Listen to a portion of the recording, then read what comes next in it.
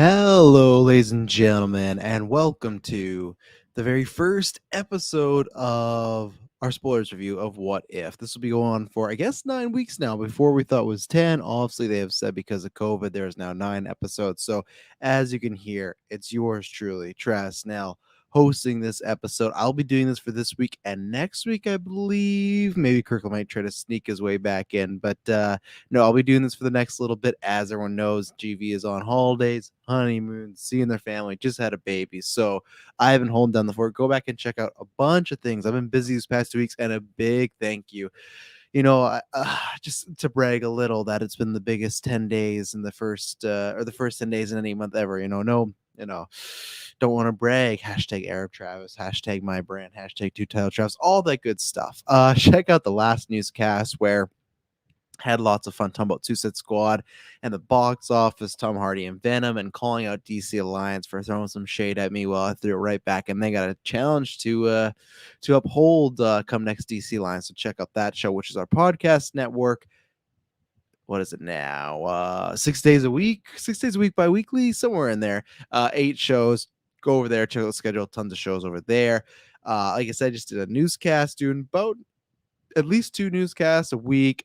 This week I will be reviewing Free Guy and Don't Breathe. Should be happening. Last week I reviewed Suicide Squad. A big thank you to everyone that checked that out, because that's done really well, and it's done very well this week. Like it was doing good numbers before, but then this week, like the Monday, Tuesday shot right up. So big thank you to that. Yeah, so as always, just a big appreciation. If you like, this is the first time you're tuning into anything we've done Marvel wise, go back. We've reviewed Black Widow, Loki, Falcon Winter Soldier, WandaVision, all episode by episode. All the Marvel Marvel retrospectives are being put up right now, all the way from Iron Man to Endgame. So every single review for we've done with Marvel will be in the feed, whether it's one we record in the past few years or an old one. Lots of good stuff there, especially listening back and I go, wow, I was really wrong about that. So those are getting back interjected to the feed. So just tons of stuff. The best thing to do is subscribe to Twitter and Facebook, or like, follow, whatever you want to do, whatever you want to say. Do that because you'll get constant updates of when we go live, when an episode's dropped, maybe some news announcements here and there. So follow us there. If you really like what myself or other people do, head over to Patreon, because you can get every episode we do ad-free, early, and exclusive episodes. So as right now, I just dropped season 1 Dexter retrospective. So obviously the Dexter revival is happening right now.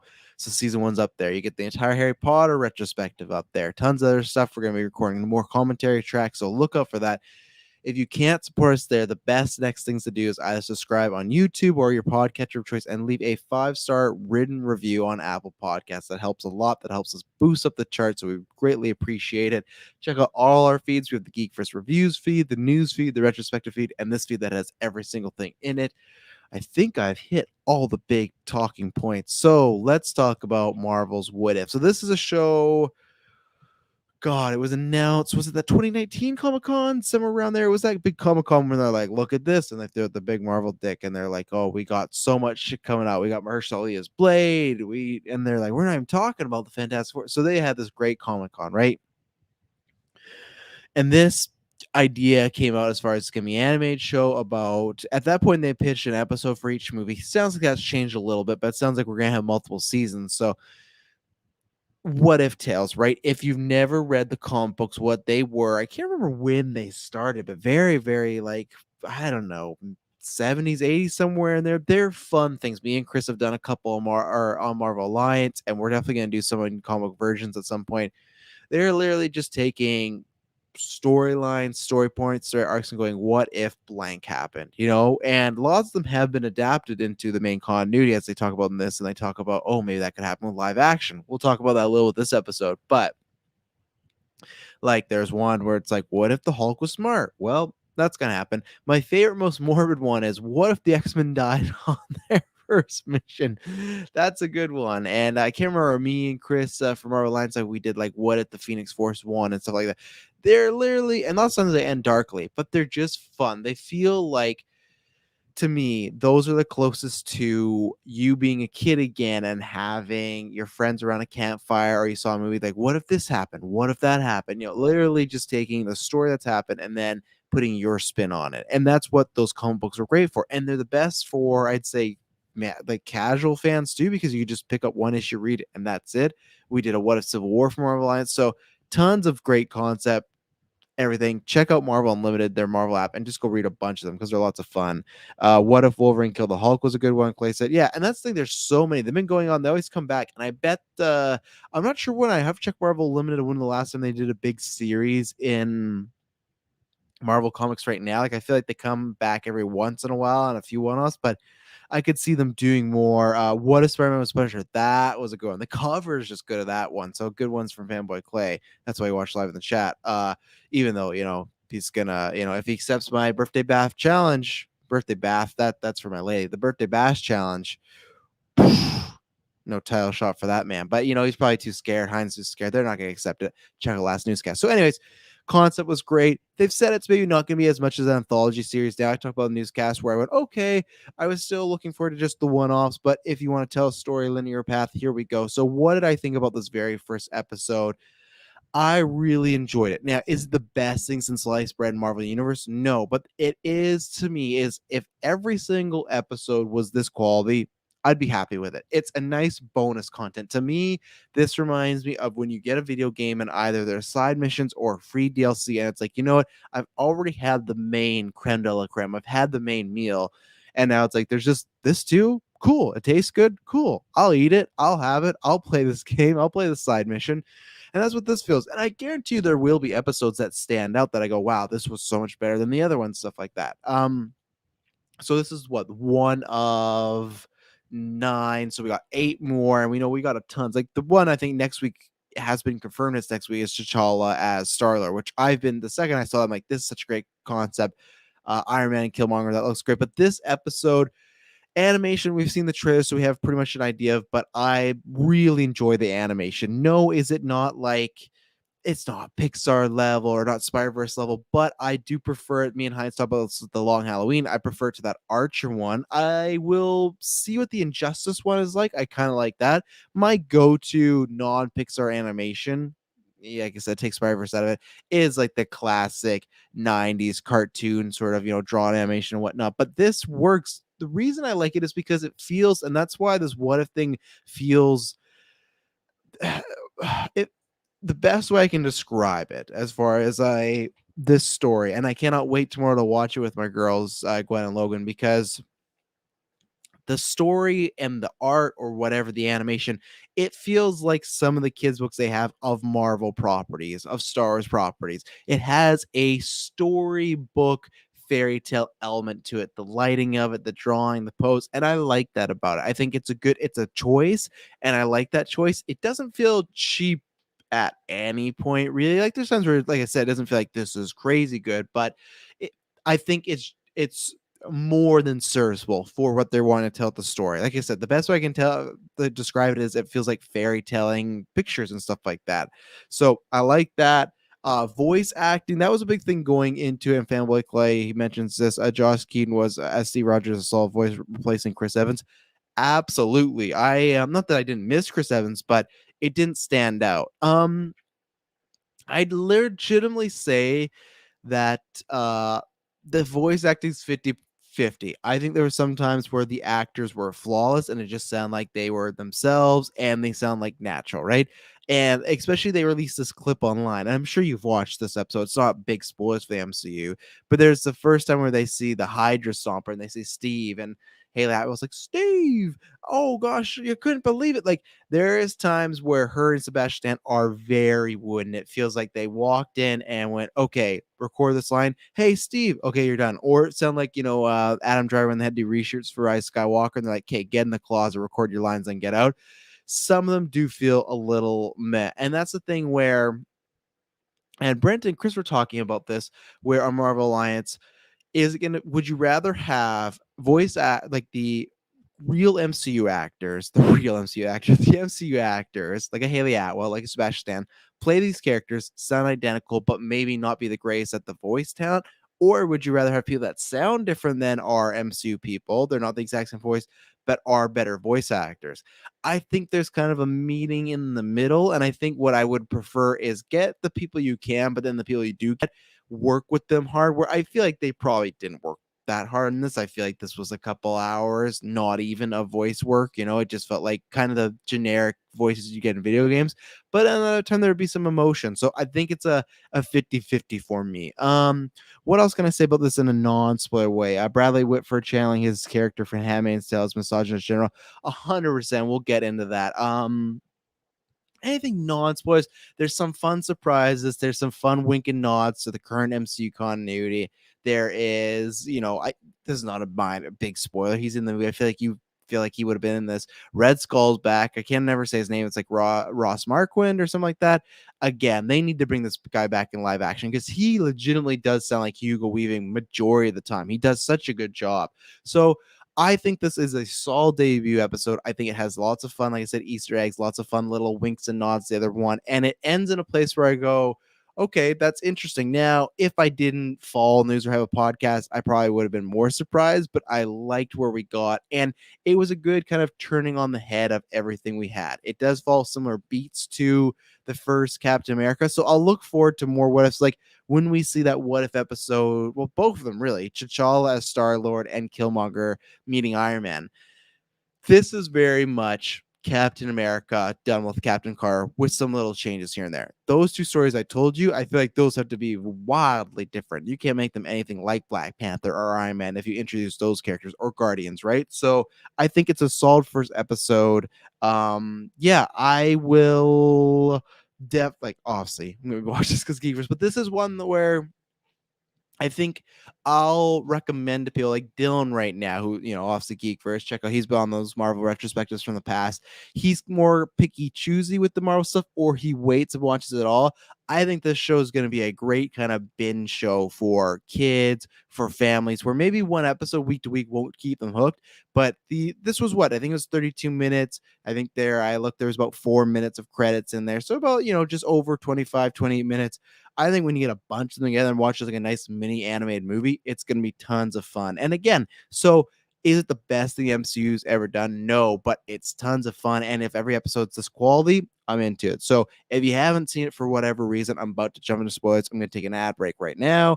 And then we'll be right back. And we're going to talk about all this fun goodness it's just great that this show exists. Before I take that ad break, I love that we're at this point in the MCU where we have so much lore and canon history. We can do a show like this, as we've talked about before. So all the things that I was excited for with this show, they're delivering on so far with the first episode. So first ad break, and then we'll be right back.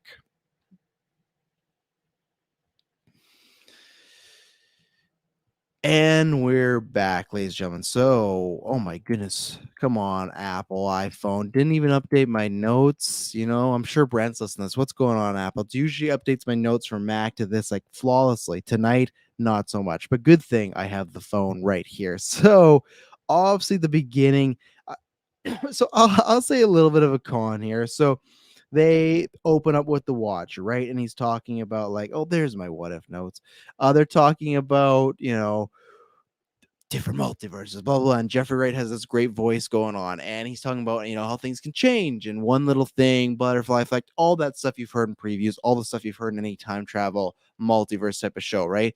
So what I didn't like, which I thought was just kind of, it fits with the MCU because what obviously Loki's supposed to be the spin-off, that span us off, and I think eventually they'll reveal the ties to that show.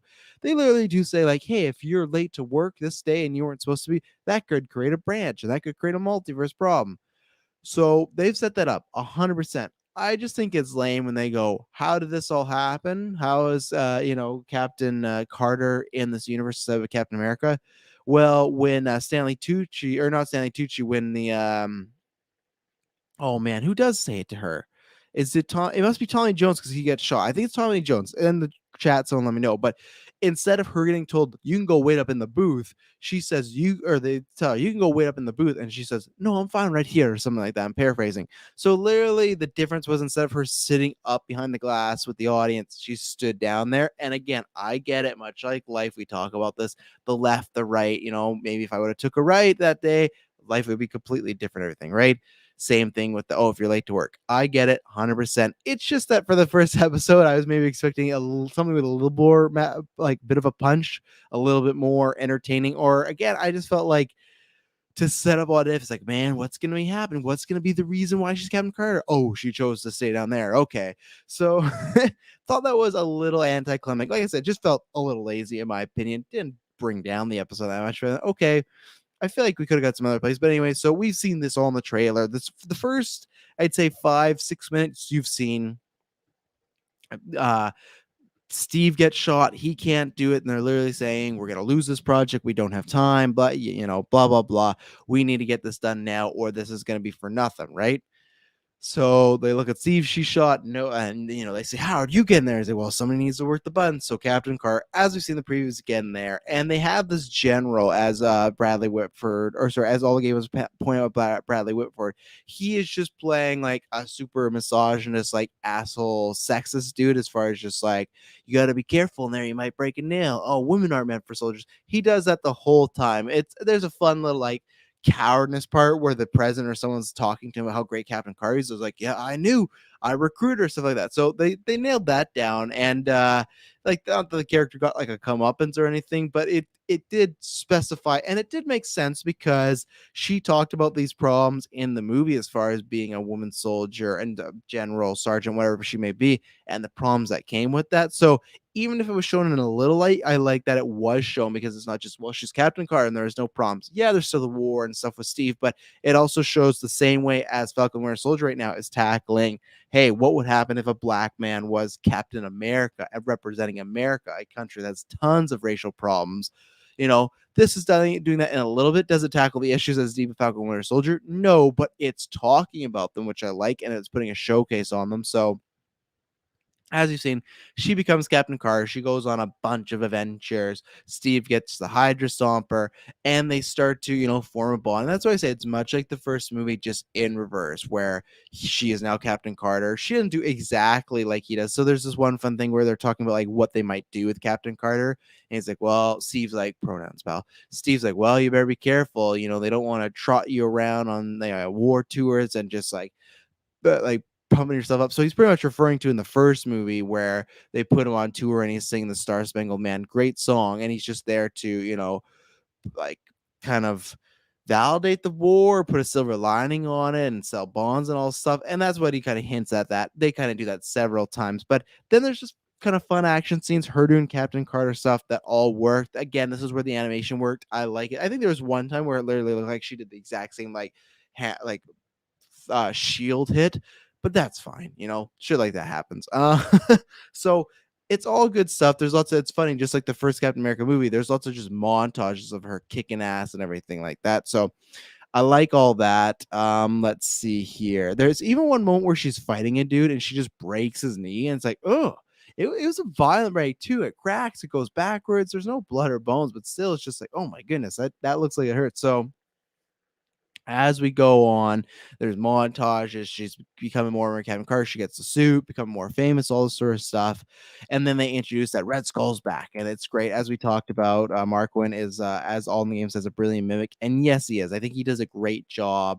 And so he's back, and I really enjoy that. It's a twofer because, and this is where I'll jump a little from the beginning to the end. Red Skull's back. So again, you could easily say, well, they had to do Red Skull because he's in the first movie. Yeah, but they changed some things in here, so they could have skipped over him. So I go, hopefully that's hope for my boy. And he's in the first episode. He's a villain again. He's getting limelight. Ross is back, so that's great. Let's use him. But then the episode ends with him getting literally squished by, I don't know if this was a squid or a kraken or that thing from Guardians of the Galaxy Volume 2, perhaps. But whatever it is, lots of tentacles. Does not go good. does not go good for my boy Red Skull. That I'll put it that way, because he's talking about this whole time, and I don't know if this is anticlimactic, because if that's the thing where if this was a movie and Red Skull came back and he summoned this thing, this Kraken thing, and it came and took him and squished him, that's disappointing. But with these what if tales, I can kind of have a bit more fun with them. It's like Monsters at Work, where it's like there's less of a story, but it's more just a good time. I didn't say it on news. I should say that Monsters at Work too. The first two episodes I thought were very meh, but that show's gotten better and I've quite enjoyed it. So I like that every Wednesday now with my kids after school. I'm gonna have Monsters Inc. and What If. It's a great 1-2 punch. So that's awesome. And Bad Batch too. So Marvel, thank you for putting out that Prime, animation Disney family content. Enjoy it a lot.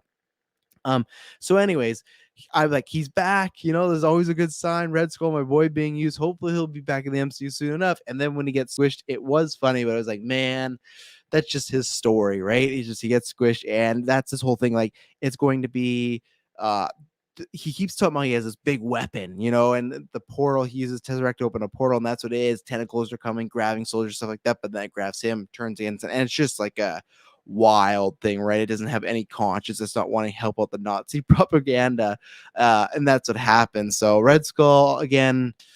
Well, I won't say RIP because we don't know what's happening to you in this current timeline, but RIP in this world. You're not making it to the sequel of What If, for season 2 of What If, but that's a good thing, sir. Multiverse. You can still be around. So it was good to see him. Good to see the actor back doing it, but not too much in there.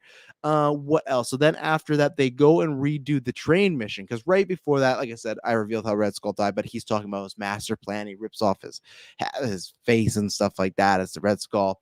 And it seems like this is just a setup to take out the Hydra Stomper, aka Steve, because they've shown some more highlights and everything like that. They had a moment where they were talking about what was it, or like they were having a drink, aka like a kind of romantic setting, dinner and stuff like that. And this is where they lift another line from the movie where she's like, well, I can't get drunk. I enjoy whiskey, but because the sermon, everything like that. And they do quite a bit. Again, I think there's more What If episodes I'm gonna enjoy where it's like, let's take a concept and completely flip it on its head, like a evil Doctor Strange. I feel like this one follows the formula of First Avenger a lot, and it's literally just reskin with Captain Carter and a few different events, right? I'm fine if we get more episodes like that. That's all dandy, but I think I'll prefer the ones that are straight up completely new, because it gets a little predictable and it's like, okay, I see where it's coming. You're using sometimes the exact same lines.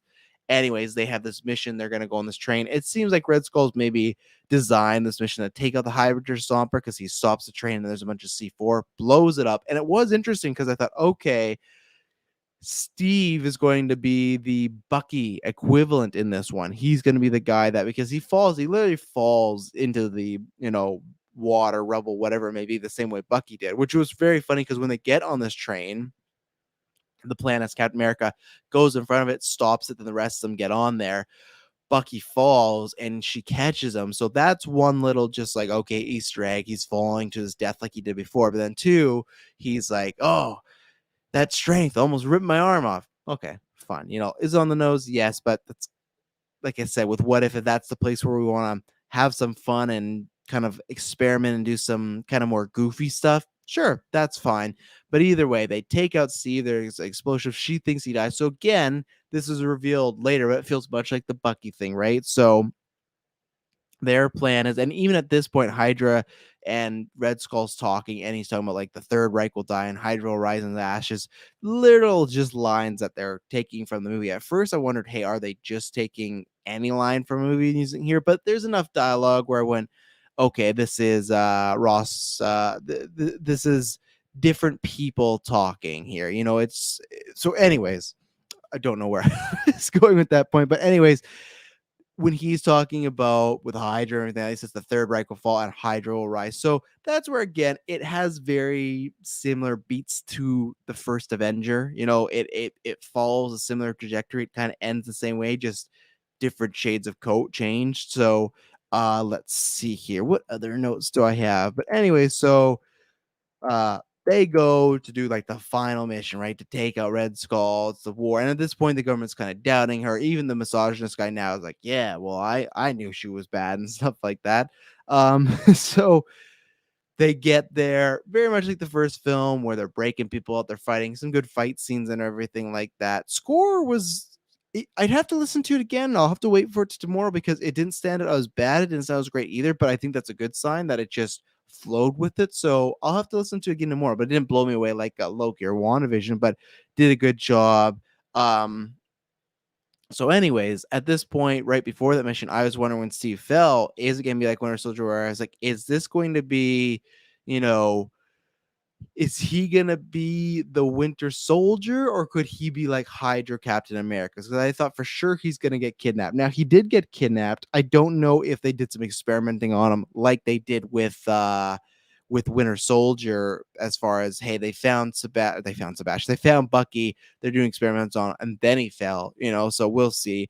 All in the Game says action was dope. Yeah, I agree for the most part. Like I said, there's one shot where it seemed like Captain Carter did the exact same like shield throw, and it was like, oh, you guys may just like use that again. But the rest of it was great. You had the sword fight coming up with the squid here.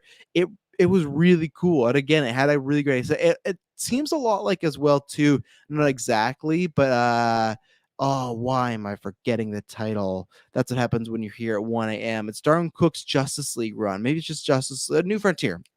Boom, I got it. The comic book, but also the movie. I'm a big fan of that comic and the movie specifically, so it has that sort of feel, and the action doesn't fall flat. It doesn't suffer for it, so that's good. But anyways, the whole time, like, okay, what are they going to do with Steve here?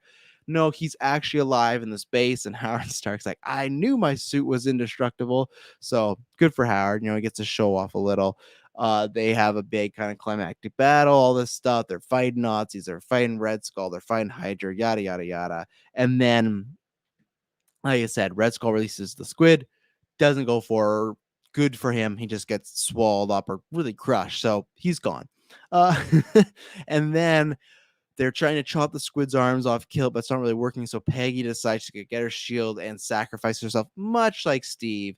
And they literally are talking about the dance and as well, like, you owe me this dance. And she's like, I'll see you on Saturday. So it's literally the same way as like, I can't dance, I'll teach you. And then he crashes, right? So again, it's flipping of the characters. It is different as far as it's not the plane. This is a big universal thing, but it's still like, okay, very similar, right? It's the classic meme of copy my homework but make it look different, but that's fine. That's what if is. I'm not looking for, I'll like ones that are completely off the wall different, but this works for me too. All in Game says, love how she didn't remain skinny, looked like an Amazon Pro CrossFit athlete. Yeah, I did. And the only thing I wonder, and it's completely fine, because if they wanted to do this, maybe Natalie Portman style, but there's been rumors. We've talked about this on newscasts, talked about this Marvel Alliance, and I'm gonna say one of the first people pitching it that we were gonna get her as live action Captain Carter, and they've said that they have more plans with her and stuff like that. She seems like she may be one of the main characters, right? So I did like that. She was even taller. She was broad, strong.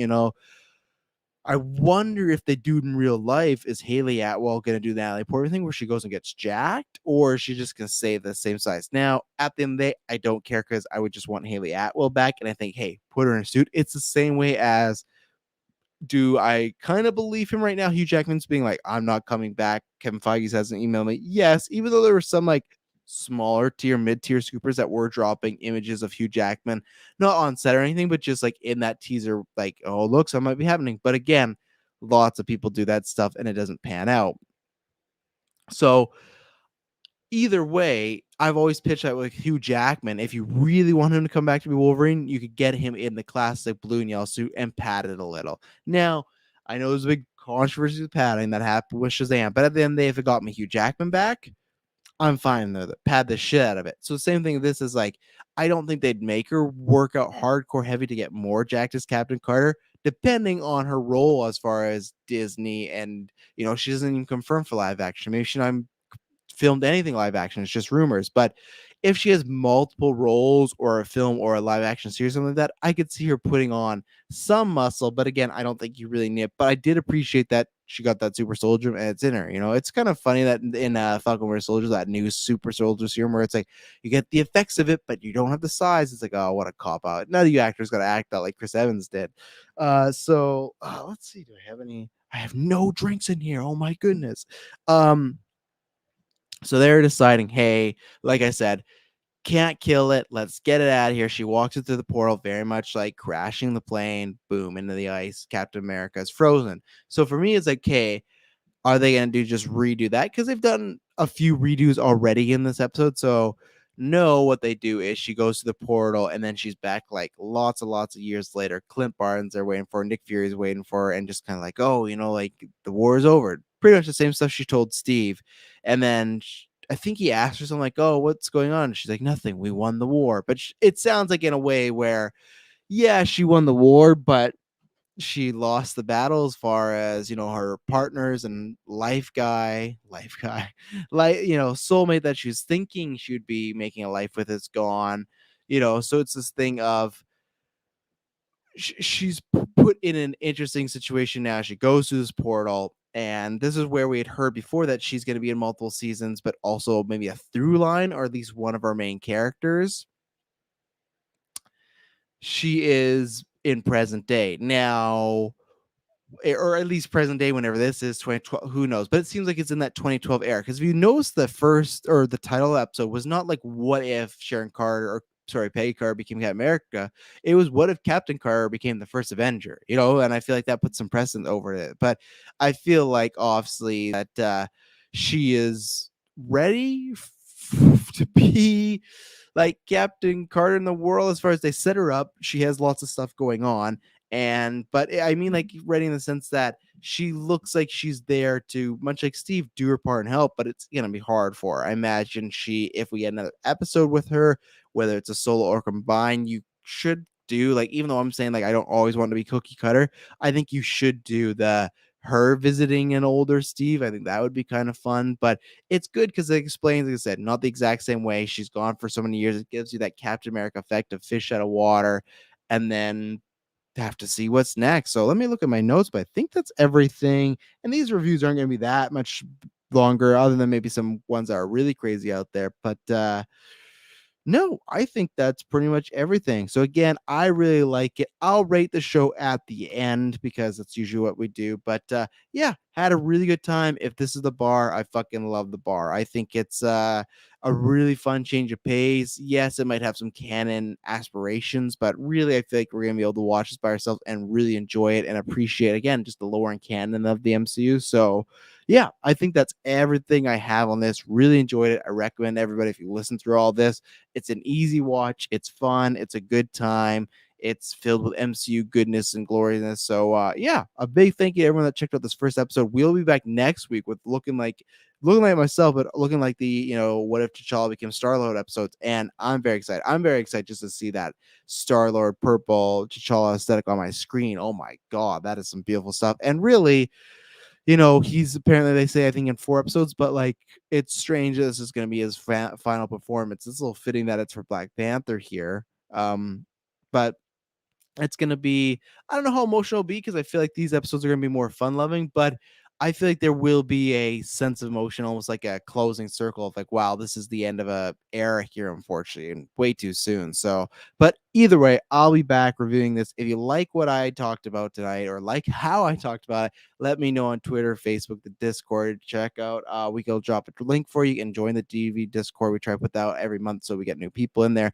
Tons of fun. GV listeners, GUA listeners, hosts from each of those shows. Lots of good people in there. Lots of fun to be had. So check that out. And yeah, promise when you hear from me next, it'll all be boring.